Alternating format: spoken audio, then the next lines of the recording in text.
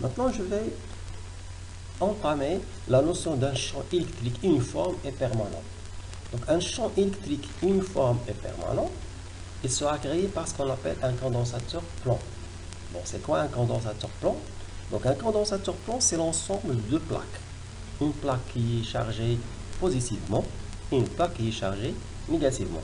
Donc, comme vous pouvez remarquer sur la diapo, les deux plaques, l'une est chargée par la charge Q et la deuxième qui est à droite, elle est chargée par la charge moins Q. Et entre les deux, il y a une distance plus T. Donc, une fois j'ai deux charges qui sont l'une positive et l'autre qui est négative, il y aura forcément création d'un champ électrostatique. Et ce champ électrostatique, il sera tout d'abord uniforme, ça veut dire qu'il ne va pas changer de sens, il ne va pas changer de direction et il ne va pas changer d'intensité. Et permanent, ça veut dire qu'il se trouve tout le temps. Et là, comme vous pouvez remarquer, le sens de notre champ électrostatique est dirigé de la charge positive vers la charge négative. Ben, tout simplement pourquoi? Parce que la charge positive, elle va créer un champ qui est centrifuge, ça veut dire qu'il va démarrer de la charge vers l'extérieur. Par contre, la charge négative, elle va créer un champ électrostatique qui est centripète, ça veut dire qu'il est orienté vers la charge elle-même. Et on aura comme un vecteur champ électrostatique CU, c'est la différence de potentiel entre les deux plaques sur T. T avec T, c'est la distance qui sépare les deux plaques.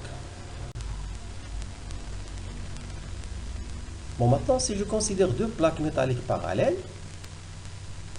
soumises à une tension U. Donc, comme vous pouvez remarquer, la tension U, elle va créer une charge positive sur la plaque qui est en haut et une charge négative qui est sur la plaque en bas.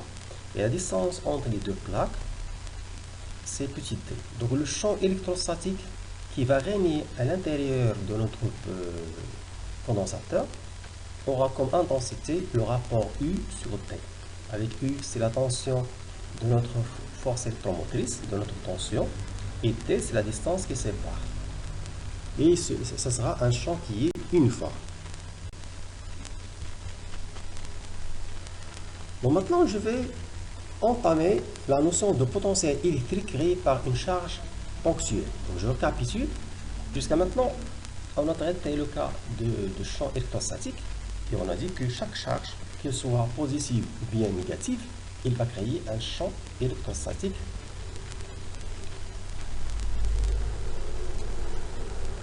Donc, je suppose que j'ai une charge Q qui est placée en haut et je suppose aussi que cette charge elle est positive. Donc, un point M de l'espace qui est distant de R, il va créer un champ E. Et comme vous pouvez remarquer sur la diapo, le E c'est un champ qui est centrifuge. Pourquoi? Parce que j'ai une charge Q qui est positive. Donc le champ électrique créé par la charge ponctuelle Q, supposée positive, en un point M est donné par, donc d'après la formule qu'on a fait, E vecteur c'est Q sur 4 pi epsilon 0 R au carré, UR vecteur. Bon, maintenant, je vais parler de la notion de potentiel électrique au point M. Donc, je récapitule, au point M, il y aura un champ électrostatique et en même temps, il y a ce qu'on appelle un potentiel électrique. Donc, le potentiel électrique, c'est Q sur 4 pi epsilon 0 au carré fois R. Donc là, comme vous pouvez remarquer, le potentiel, il va dépendre de quoi? Il va dépendre de la charge qui a créé le champ électrostatique. Il va dépendre aussi de la distance qui sépare notre charge au point où je calcule le potentiel. Donc ça, c'est la première remarque. La deuxième remarque, c'est que le potentiel électrique, c'est un nombre, c'est pas un vecteur. Donc là, c'est un nombre et il va être soit positif, soit négatif.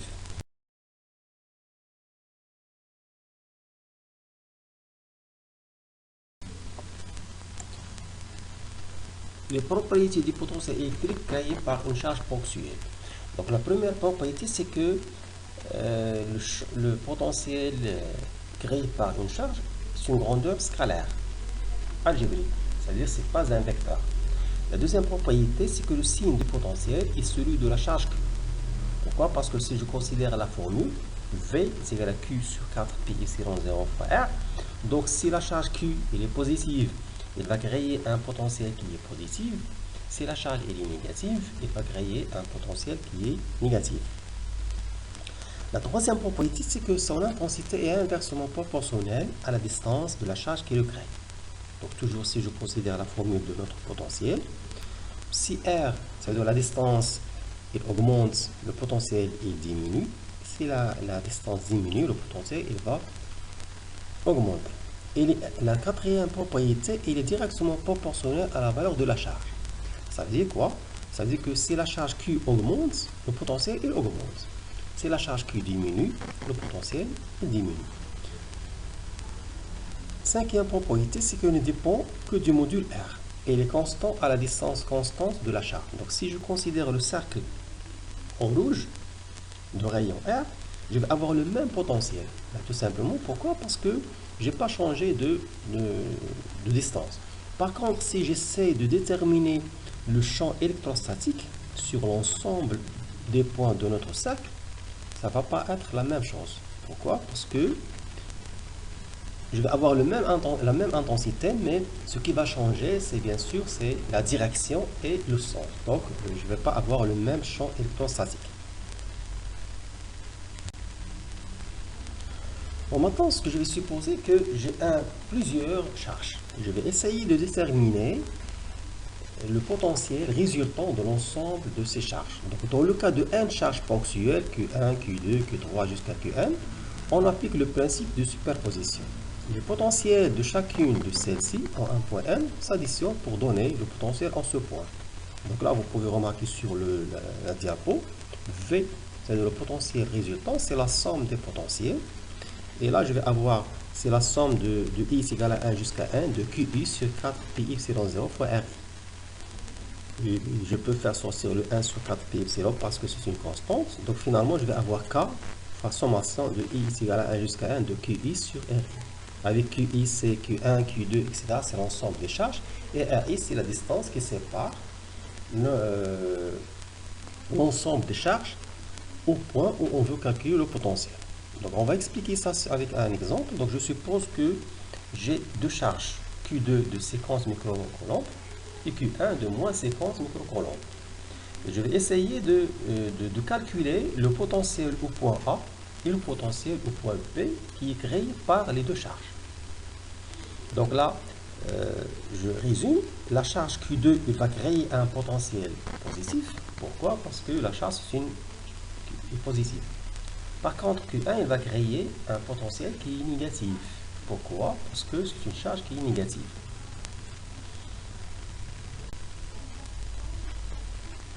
Donc pour le point A, je vais essayer de calculer le potentiel. Donc comme je dis tout à l'heure, au point A, je vais avoir le potentiel global, c'est la somme de deux potentiels. C'est la somme du potentiel créé par la charge Q1 et le potentiel créé par la charge Q2. Donc c'est KQ1 sur R1A plus KQ2 sur R2A. Donc d'après la figure, on peut remarquer que Q1 est égal à moins Q2 et la distance R1A est égale à 2 R2A. Donc là, vous avez la distance qui sépare Q2 avec A, c'est 30 cm. Par contre, la distance qui sépare la charge Q1 avec A de 60 cm. Donc je vais déterminer le potentiel. Donc ça va être moins KQ2 sur 2 R2A plus KQ2 sur R2A. Et avec la simplification, je vais avoir la formule KQ2 sur 2 R2 fois A. Maintenant au point P. Au point P, je vais appliquer toujours la formule, c'est que le potentiel, c'est la somme des potentiels élémentaires. Et au point P, je vais avoir la même distance. Donc la même distance, c'est de 40 cm. C'est la distance qui sépare P avec la charge Q1 et la charge Q2. Il s'agit d'une même distance de 40 cm. Donc finalement, je vais avoir un potentiel qui est nul. Pourquoi? Ça veut dire que je vais avoir moins KQ2 sur R1B plus KQ2 sur R1B. Je vais avoir 0 volts. Donc ça, c'est le potentiel créé au point B par l'ensemble des deux charges. Et au point A, donc en appliquant la formule qu'on a trouvée tout à l'heure, on va trouver un potentiel de 7,5 10 à la puissance 5 volts. Maintenant, je vais entamer la notion de condensateur. Un condensateur est constitué de deux conducteurs, ou bien ce qu'on appelle armature, séparés par un isolant, ou bien un diélectrique, et qui sont en influence totale. Si j'applique une différence de potentiel, ou bien une tension au bord de notre condensateur, une plaque sera chargée par une charge positive, et une plaque sera chargée par une charge négative. Et entre les deux, il y aura un champ électrostatique E qui est dirigé vers la charge positive, de la charge positive vers la charge négative. Les caractéristiques d'un condensateur. Un condensateur est caractérisé par sa capacité. On a notre C, c'est Q, c'est U. Avec Q, c'est la charge des plaques et U, c'est la différence de potentiel entre les deux plaques. Maintenant, si je considère le cas d'un condensateur plan, c'est quoi un condensateur plan? C'est que les armatures ils sont planes. Donc, si les deux armatures ou bien les deux plaques de notre condensateur sont sous forme d'un plan, je vais avoir un condensateur plan. Et la capacité d'un condensateur plan, que vous pouvez remarquer sur la diapo, c'est Y0 fois YR S sur T. Avec Y0, c'est la permissivité diélectrique du vide. YR, c'est la permissivité relative de l'isolant. S, c'est l'air de chaque armature, en mètres carrés. Et T, c'est l'épaisseur du diélectrique entre les armatures. Il est donné en mètres. Donc, le T, c'est la distance. Le petit t, c'est la distance qui sépare les deux armatures. Maintenant, je vais entamer la notion d'association. Donc, je vais parler d'une association parallèle lorsque les condensateurs ils possèdent la même tension U. Donc, je peux remplacer l'association de ces condensateurs par un seul condensateur de capacité C équivalent, tel que C équivalent est égal à C1 plus C2 plus C3, etc. jusqu'à plus Cn. Avec Ci, c'est la capacité des condensateurs élémentaires. Dans le cas d'une association en série, donc c'est quoi une association en série? C'est que lorsque tous les condensateurs ils sont en cascade, comme vous pouvez remarquer sur la diapo, je peux remplacer l'association de ces condensateurs en série par un seul condensateur qui possède comme capacité C équivalente, telle que 1 sur C équivalent est égal à 1 sur C1 plus 1 sur C2 plus 1 sur C3, etc. jusqu'à plus 1 sur Cn.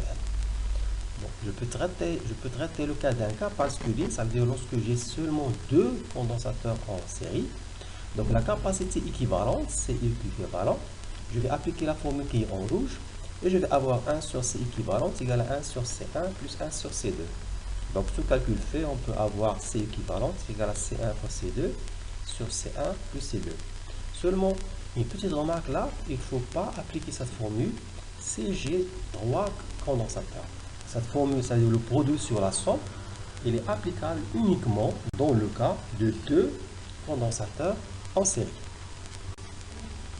Exemple, donc je suppose que j'ai un circuit qui est formé par un générateur de 12 volts avec 3 condensateurs C1, C2 et C3. Donc la première question, on demande de calculer la capacité équivalente du circuit ci-dessous. Et la deuxième question, on demande de calculer la tension V1, V2, V3, Q1, Q2 et Q3. Donc pour calculer la capacité équivalente, on va essayer de simplifier le circuit. Donc si je considère les condensateurs C1 et C2, ils sont comment? Bon, les condensateurs C1 et C2 ils sont en série. Donc j'ai le droit de calculer la capacité équivalente. Je vais la noter C12. Qui est égal à 1 sur C12, c'est égal à 1 sur C1 plus 1 sur C2.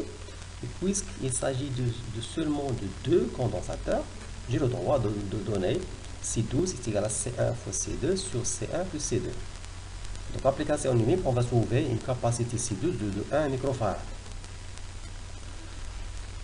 Bon, maintenant, si pour cette capacité, ce condensateur C12, il est comment par rapport à C3? C'est une association qui est comment? C'est une association qui est parallèle. Donc la capacité équivalente, comme j'ai présenté sur la diapo auparavant, ça sera la somme. C'est C3 plus C12. Donc tout calcul fait, on va trouver une capacité de 6 microfarads. Bon, maintenant, la deuxième question demande de calculer la tension V1, V2, V3, Q1, Q2 et Q3. Donc, pour calculer les tensions V1, V2, V3, il suffit d'appliquer la formule Q est égal à C fois V. Avec C, c'est la capacité, V, c'est la tension. Donc, la tension V1, c'est quoi? C'est Q1 sur C1. La tension V2, c'est Q2 sur C2. Et ça sera égal à V1. Ben, tout simplement parce que je vais avoir les deux capacités C1 et C2, les deux condensateurs, ils possèdent la même capacité et elles sont en série. Et la tension V3, ça sera Q3 sur C3, c'est V1 plus V2. Pourquoi? Parce que toujours je vais avoir les deux condensateurs C1 en série avec C2. Donc application numérique, je vais avoir Q, c'est 6 fois 12, c'est 72 microcoulombs. Q3, c'est 5 fois 12, c'est 60 microcoulombs. Et finalement, Q1, c'est égal à Q2, c'est égal à 72 microcoulombs. Ça veut dire la quantité de charge globale moins la quantité de charge Q3. Ça va me donner 12 microcoulombs. Et je peux calculer facilement la tension V1, c'est 12 microcoulombs sur 2 microfarads, ça va me donner 6 volts. Et ça va être égal à la tension V2. Pourquoi? Parce que C1 et C2 ils possèdent la même capacité de 2 microfarads. Et la tension V3, bien sûr, ça va être égal à 12 volts. Pourquoi? Parce que le générateur il est en parallèle avec la tension, directement avec le condensateur C3. Donc je vais avoir la même tension du générateur 12 volts. Maintenant, je vais entamer la notion d'énergie emmagasinée dans un condensateur. Donc, un condensateur contient de l'énergie sous forme électromagnétique que je peux donner sous cette forme. Donc, W, c'est égal à 1 demi C fois U carré. Avec C, c'est la capacité de notre condensateur. La tension U, c'est la tension en borne de notre condensateur.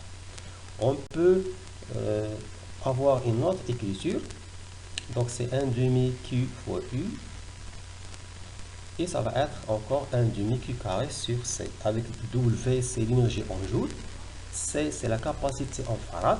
Et U, c'est la tension en borne de notre condensateur.